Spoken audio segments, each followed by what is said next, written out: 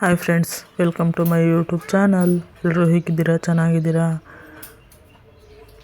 ಇದು ಬೆಳಗ್ಗೆಯಿಂದ vlog start ಮಾಡ್ತಾಯಿದ್ದೀನಿ ನೋಡಿ. ಇಬ್ಬರದು ಸ್ನಾನ ಎಲ್ಲ ಆಯಿತು. ನನ್ನ ಮಗಳು ರೆಡಿ ಮಾಡ್ತಾಯಿದ್ರೆ ಸ್ಕೇಟಿಂಗ್ ಎತ್ಕೊಂಡು ಆಟ ಆಡ್ತಾವನೆ ನನ್ನ ಮಗ.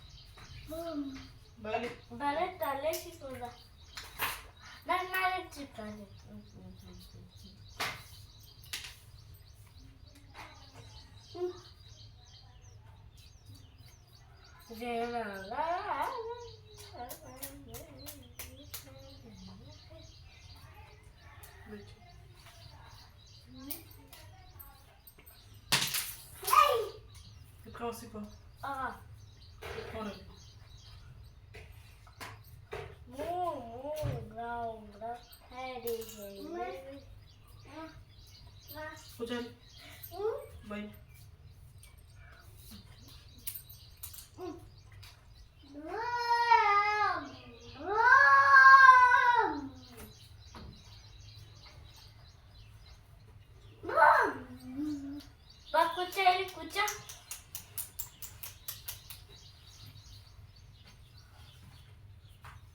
Oi.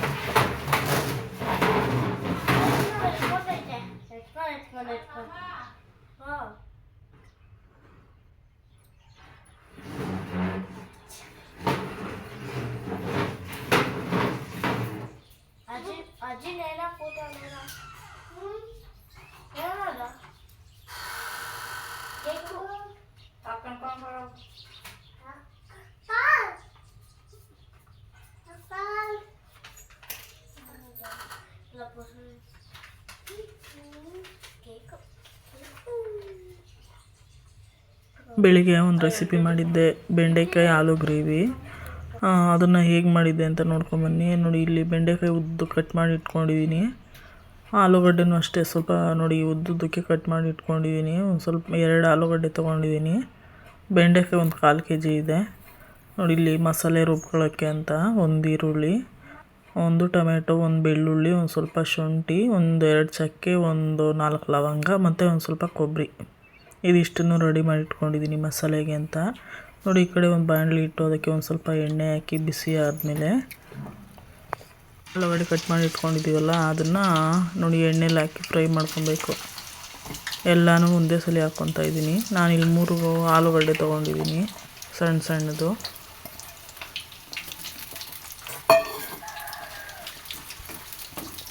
ಎಣ್ಣೆಲಿ ಚೆನ್ನಾಗಿ ಫ್ರೈ ಮಾಡ್ಕೊಬೇಕು.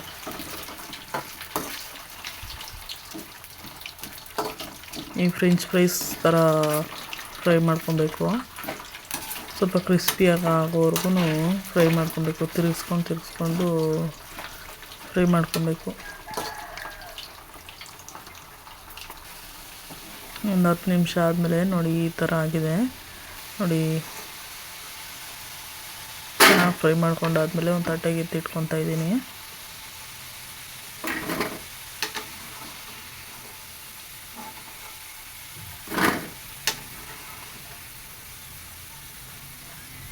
ಆಲೂಗಡ್ಡೆ ಎಲ್ಲ ತೆಗೆದಿಟ್ಕೊಂಡಾದ್ಮೇಲೆ ನೋಡಿ ಬೆಂಡೆಕಾಯಿ ಉದ್ದುದ್ದು ಕಟ್ ಮಾಡಿ ಇಟ್ಕೊಂಡಿದ್ದಲ್ಲ ಅದನ್ನು ಹಾಕ್ಕೊತಾ ಇದ್ದೀನಿ.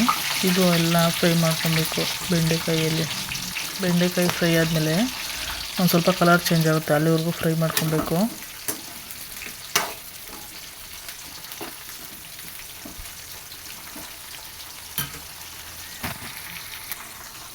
ನೋಡಿ, ಆಲೂಗಡ್ಡೆ ಫ್ರೈ ಮಾಡಿ ಇಟ್ಕೊಂಡಿದ್ದು ತೋರಿಸ್ತಾ ಇದ್ದೀನಿ ಇಲ್ಲಿ. ಆ ಬೆಂಡೆಕಾಯಿ ಫ್ರೈ ಆಗೋಷ್ಟರೊಳಗಡೆ ಈ ಕಡೆ ಮಸಾಲೆಗೆ ಅಂತ ರುಬ್ಬಕ್ಕೆ ಅದನ್ನು ರೆಡಿ ಮಾಡ್ಕೊಂಬಿಡೋಣ. ಹುರ್ಕೊಬೇಕು ಎಣ್ಣೆಲೆ. ಸ್ವಲ್ಪ ಎಣ್ಣೆ ಹಾಕಿ 1-2 ಚಮಚ ಆಗೋಷ್ಟು ಅದಕ್ಕೆ ನೋಡಿ ಈರುಳ್ಳಿ, ಟೊಮೆಟೊ, ಬೆಳ್ಳುಳ್ಳಿ, ಶುಂಠಿ, ಚಕ್ಕೆ, ಲವಂಗ, ಕೊಬ್ಬರಿ ಇದೆಷ್ಟೂ ಬಾಣಲಿಗೆ ಹಾಕ್ಕೊಂಡು ಹುರ್ಕೊತಾ ಇದ್ದೀನಿ ಮಸಾಲೆಗೆ.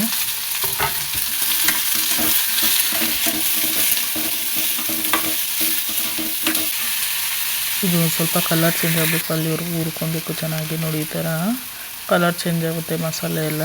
ಅಲ್ಲಿವರೆಗೂ ಹುರ್ಕೊಂಡಾದ್ಮೇಲೆ ನೋಡಿ, ಈ ಕಡೆ ಆಗಲೇ ಬೆಂಡೆಕಾಯಿ ಫ್ರೈ ಮಾಡೋಕೆ ಇಟ್ಟಿದ್ನಲ್ಲ, ಈಗೆಲ್ಲ ಫ್ರೈ ಆಗಿದೆ ಚೆನ್ನಾಗಿ. ನೋಡಿ, ಈ ಥರ ಫ್ರೈ ಆಗಬೇಕು ಬೆಂಡೆಕಾಯಿ. ನೋಡಿ, ತೆಗೆದಿಟ್ಕೊತಾ ಇದ್ದೀನಿ.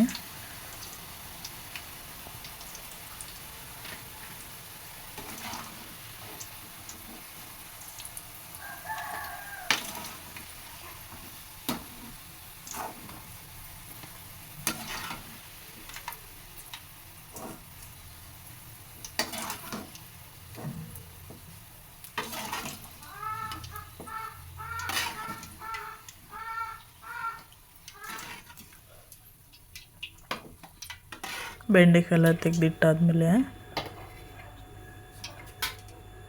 ನೋಡಿ ಎರಡೂ ತಟ್ಟೆಗೆ ಹಾಕಿಟ್ಕೊಂಡಿದ್ದೀನಿ. ಇದೊಂದು ಸ್ವಲ್ಪ ಸೈಡ್ಗೆ ಇಟ್ಕೊಂಡು ಬಾಣಲಿಯಲ್ಲಿ ಆವಾಗಲೇ ಇಟ್ಟಿದ್ನಲ್ಲ ಮಸಾಲೆಗೆ, ಅದನ್ನು ಒಂದು ಮಿಕ್ಸಿ ಜಾರ್ಗೆ ಹಾಕ್ಕೊತಾ ಇದ್ದೀನಿ. ಹಾಕ್ಕೊಂಡು ಅದಕ್ಕೆ ನೋಡಿ 1 ಚಮಚ ಧನಿಯಾ ಪೌಡರು,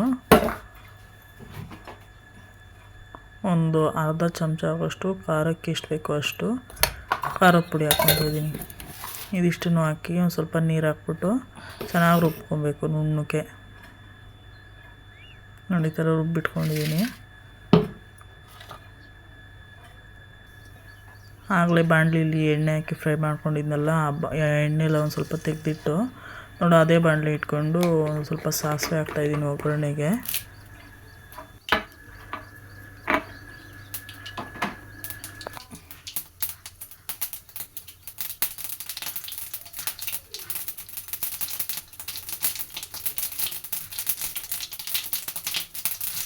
ಸಾಸಿವೆ ಒಂದು ಸ್ವಲ್ಪ ಚಿಟಪಟ ಆದಮೇಲೆ ಅದಕ್ಕೆ ಒಂದು ಸ್ವಲ್ಪ ಕರಿಬೇವು ಹಾಕ್ಕೊತಾ ಇದ್ದೀನಿ. ಕರಿಬೇವು ಹಾಕ್ಕೊಂಡಾದ್ಮೇಲೆ ಆವಾಗಲೇ ಮಸಾಲೆ ರುಬ್ಬಿಟ್ಕೊಂಡಿದ್ನಲ್ಲ ಅದನ್ನು ಇದಕ್ಕೆ ಸೇರಿಸ್ಕೊತಾ ಇದ್ದೀನಿ ಒಗ್ಗರಣೆಗೆ.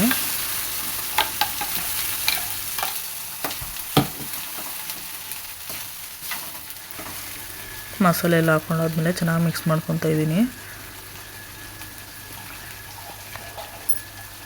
ಗ್ರೇವಿ ಯಾವ ಥರ ಬೇಕು ಆ ಥರ ಮಾಡ್ಕೊಬೋದು. ನಾನಿಲ್ಲಿ ಸ್ವಲ್ಪ ತೆಳುವಕ್ಕೆ ಮಾಡ್ತಾಯಿದ್ದೀನಿ.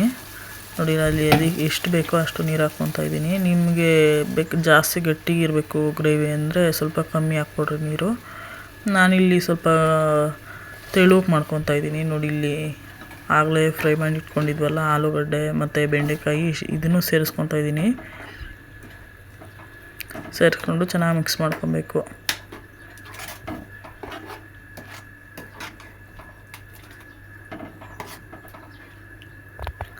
ಇದು ಸ್ವಲ್ಪ ಗಟ್ಟಿ ಅನ್ನಿಸ್ತು, ಬೇಕಿದ್ರೆ ಹಿಂಗೇನು ಮಾಡ್ಕೊಬೋದು. ನಾನು ಸ್ವಲ್ಪ ನೀರು ಹಾಕ್ಕೊತಾ ಇದ್ದೀನಿ.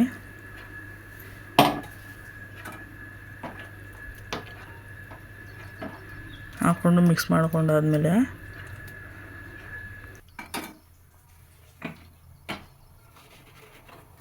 ರುಚಿಗೆ ಎಷ್ಟು ಬೇಕೋ ಅಷ್ಟು ಉಪ್ಪು ಹಾಕ್ಕೊತಾ ಇದ್ದೀನಿ. ಕಲ್ಲು ಉಪ್ಪು ಹಾಕ್ಕೊತಾ ಇದ್ದೀನಿ. ಬೇಕಿದ್ರೆ ಆಮೇಲೆ ಟೇಸ್ಟ್ ಚೆಕ್ ಮಾಡಿ ಹಾಕ್ಕೊಬೋದು. ಹಾಕ್ಕೊಂಡು ಚೆನ್ನಾಗಿ ಮಿಕ್ಸ್ ಮಾಡಿದ್ದಾದಮೇಲೆ ಒಂದೆರಡು ಕುದಿ ಬರಬೇಕು. ಮಸಾಲೆ ಎಲ್ಲ ಹುರಿದಿಟ್ಟಿರೋದಲ್ವ, ಒಂದೆರಡು ಕುದಿ ಬಂದರೆ ಸಾಕು, ರೆಡಿಯಾಗೋಗುತ್ತೆ ಬೆಂಡೆಕಾಯಿ ಆಲೂ ಗ್ರೇವಿ.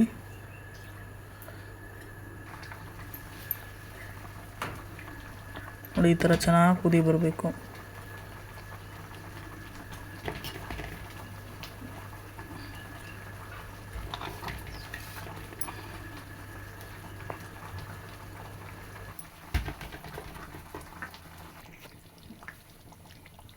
ನೋಡಿ ಚೆನ್ನಾಗಿ ಕುದಿ ಬಂದು ಎಣ್ಣೆ ಎಲ್ಲ ಬಿಟ್ಕೊಂಡಿದ್ದೆ. ನೋಡಿ ಸೈಡಲ್ಲೆಲ್ಲ ಎಣ್ಣೆ ಯಾವ ಥರ ಬಿಟ್ಕೊಂಡಿದೆ ಅಂತ. ಆಲೂ ಬೆಂಡೆಕಾಯಿ ಗ್ರೇವಿ ರೆಡಿ ಆಯಿತು.